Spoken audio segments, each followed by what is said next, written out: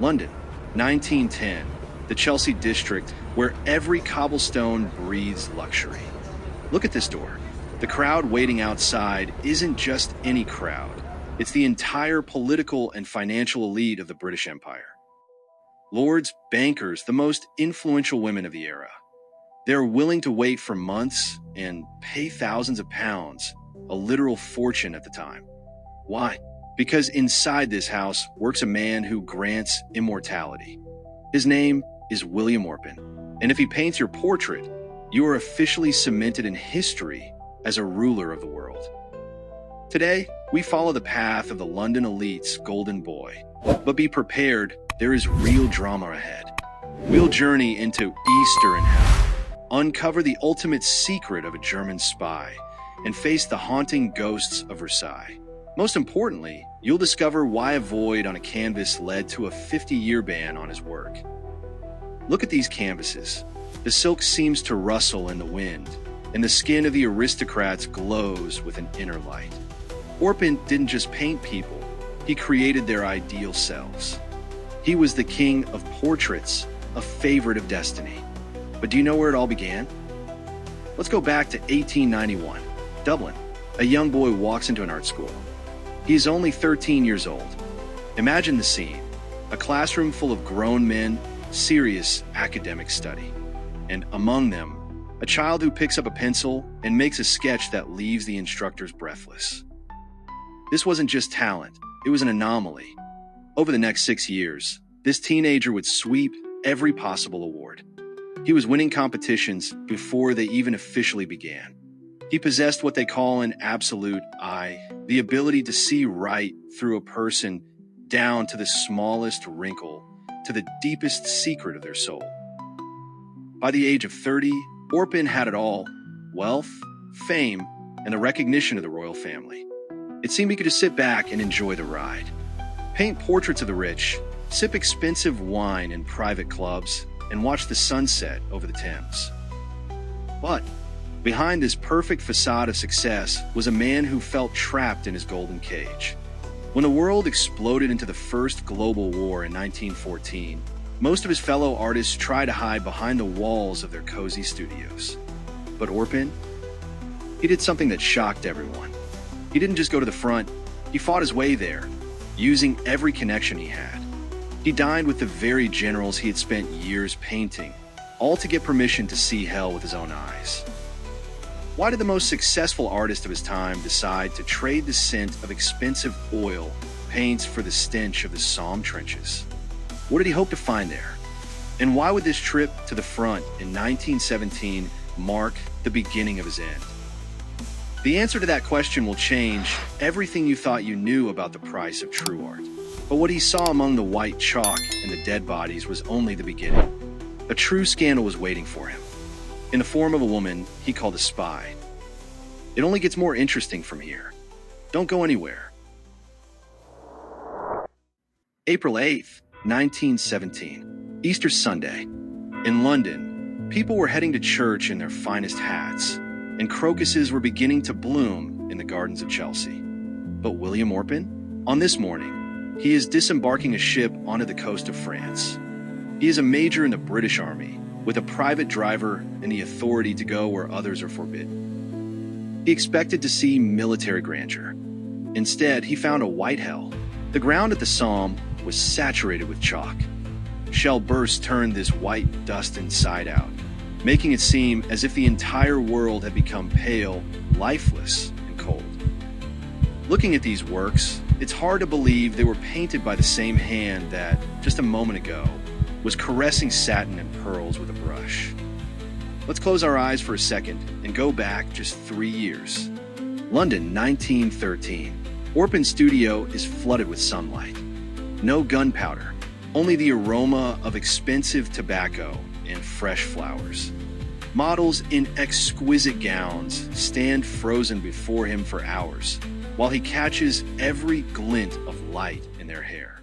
Here, he is the master of illusion. He makes the world more beautiful than it actually is. Look at these early portraits, the lightness, the grace, the serenity. This was an era that believed only in progress and prosperity, and Orpen was its chief chronicler. He was adored because he saw people as the best versions of themselves. But now, in 1917, those memories feel like they are from another planet. Instead of silk dresses, torn greatcoats. Instead of the glowing eyes of aristocrats, the hollow stares of soldiers returning from the meat grinder. Orpen does something no other war artist had done. He paints not just death, but the life that tries to break through it. He sees flowers beginning to bloom on the sites of horrific battles, and it shocks him more than the explosions themselves. He writes to a friend, "Nature seems to be trying to apologize for what we've done here." He spends more time at the front than any other artist. His health is wasting away. He is malnourished, freezing, and haunted by visions. But he cannot leave. He has become obsessed with this truth. The golden boy has transformed into a somber witness to a catastrophe.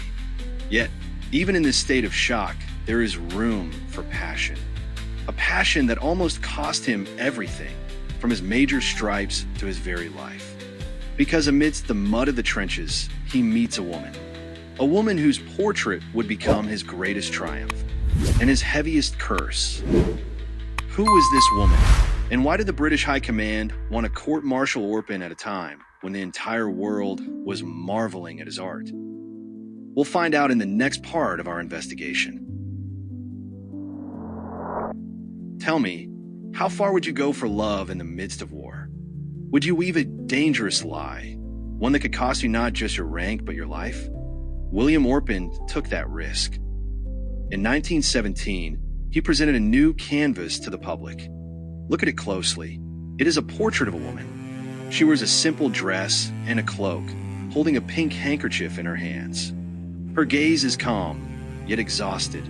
Her eyes seem to be brimming with tears. She doesn't look like the person the artist claims she is. Orpen simply titled this painting, The Spy. Why the spy? Why would a master capturing the horrors of the front suddenly portray an enemy agent? In London, the work caused a sensation. Newspapers buzzed about a mysterious German woman, allegedly captured by the British and slated for execution in the coming days. The public saw in this portrait the face of a treacherous enemy. But behind that title lay a dangerous game, what we would call playing with fire. The woman on the canvas was actually Yvonne Aubic, a young French woman with whom the artist had begun a passionate affair right there on the front lines. Essentially, Orpen had smuggled his mistress into a combat zone. To justify her presence and the time he spent on trysts instead of painting trenches, he concocted a legend. He told the officials, "This is a spy on the verge of execution. I must capture her face for history." The lie was so bold that, for a time, they believed him. But military counterintelligence are not art critics. They aren't interested in the play of light on fur. They care about facts. When intelligence officers saw the painting, they asked a logical question. "Major Orpen, where is this woman? Who authorized her presence here? Where are the interrogation reports?" The situation turned critical. Imagine the moment. Orpen standing before stern officers. One wrong step, and he'd face a court-martial for espionage or aiding the enemy. The lie collapsed like a house of cards. He was forced to confess there was no spy. It was simply the woman he loved. This scandal could have ended in catastrophe. He was saved only by the personal intervention of Lord Beaverbrook, a powerful press magnate and government minister. But the price of salvation was humiliating. Orpen was forced to change the title.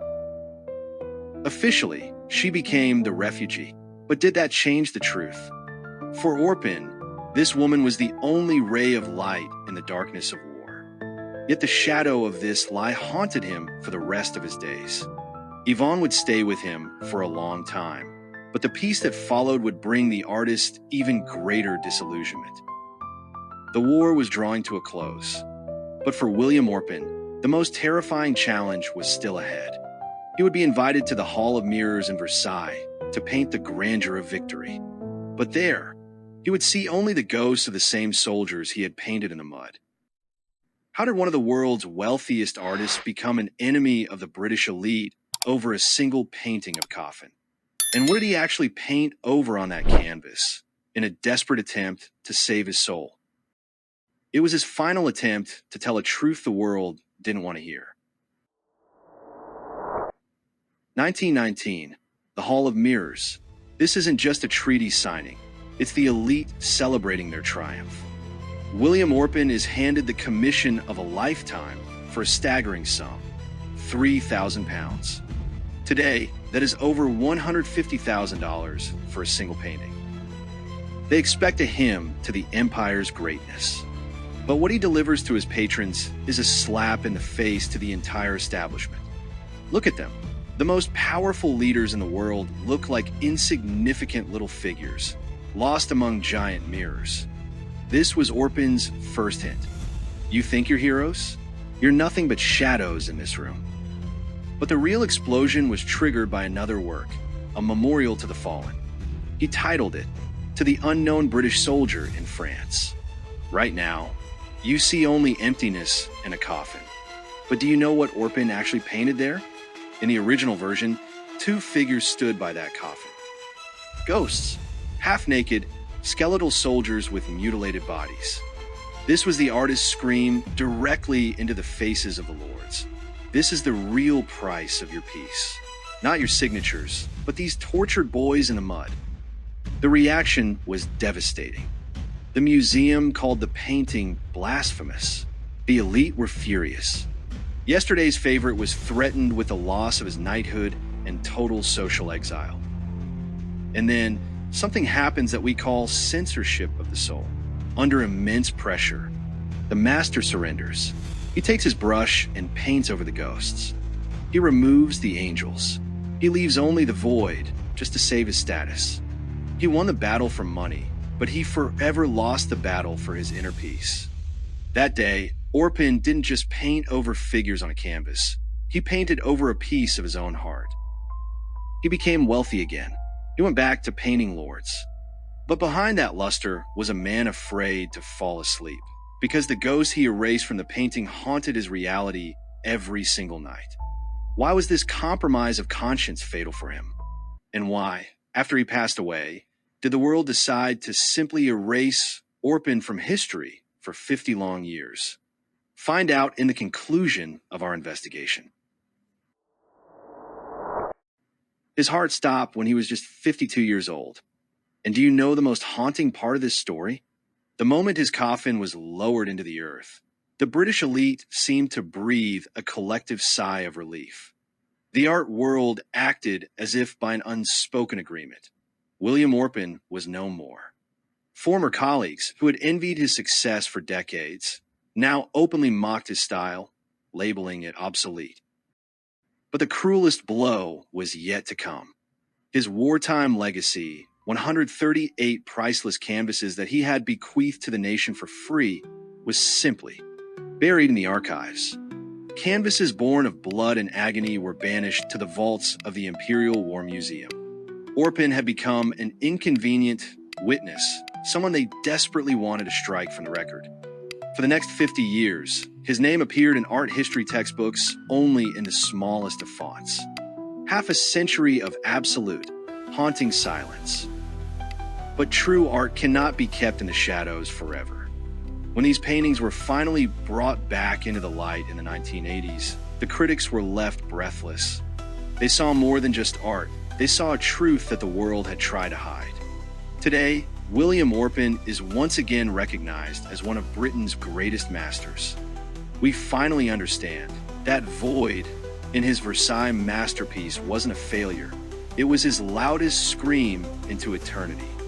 It was his final tribute to the millions whose names lived only on lists of the fallen. William Orpen began as the painter of lords who wished to seem immortal. He ended as the artist of common soldiers who truly became immortal through his brush. He paid for it with his career, his health, and decades of oblivion. But he won the ultimate prize, the right to look at his own reflection without shame. Orpen made his choice. Tell us in the comments, had you heard of this artist's fate before? And which of his works moved you the most? Your perspective is very important to us. Thank you for taking this journey with us. Subscribe to the channel so you don't miss our next investigations into the lives of masters whom time tried to erase. Until next time,